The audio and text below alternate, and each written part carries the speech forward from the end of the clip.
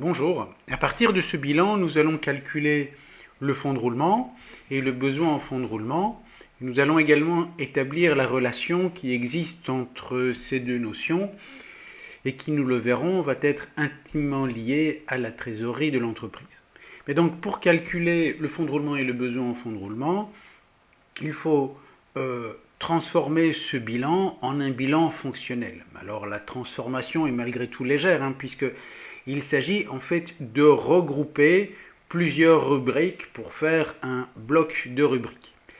Et la première chose que l'on va regrouper, ce sont par exemple, on va regrouper nos passifs à long terme et donc dégager quels sont ce qu'on va appeler les ressources à long terme de l'entreprise.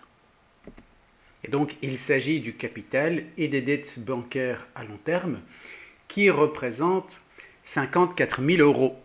Donc, ces dettes à long terme sont les ressources stables et elles valent 54 000 euros.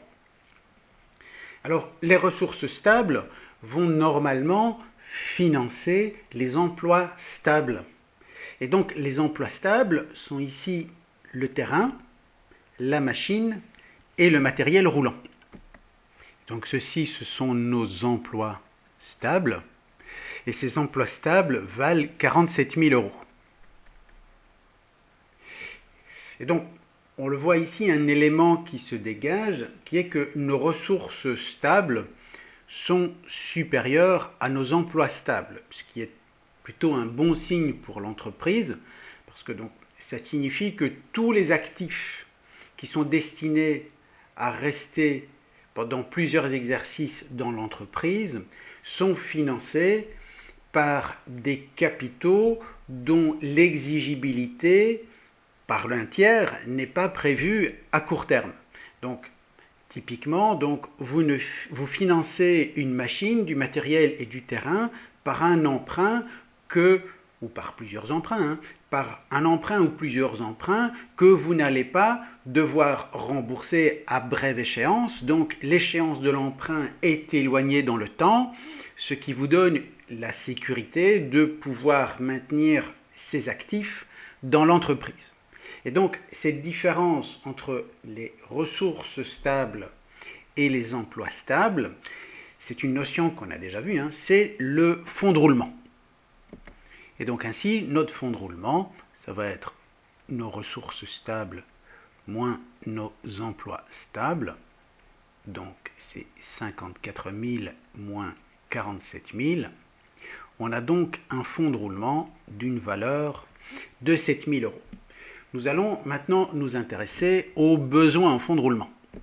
Le besoin en fonds de roulement, c'est la différence entre les actifs circulants que l'on identifie ici. Donc voici nos actifs circulants pour une valeur de 8 000 euros. Et ces actifs circulants vont être comparés aux capitaux de tiers à court terme. C'est notre passif circulant que l'on identifie ici. Donc notre passif circulant, nos capitaux de tiers à court terme, s'élèvent à 5 000 euros. Notre passif circulant, c'est 5 000 euros. Et on a vu donc le besoin en fonds de roulement, c'est la différence entre l'actif circulant et le passif circulant. Besoin en fonds de roulement, donc c'est bien notre actif circulant moins notre passif circulant.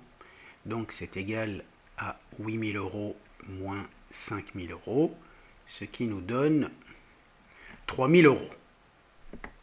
Et donc maintenant, si on établit la différence entre le fonds de roulement et le besoin en fonds de roulement, donc si on fait 7 000 moins 3 000, nous obtenons 4 000 euros, et 4 000 euros, c'est la valeur de notre trésorerie.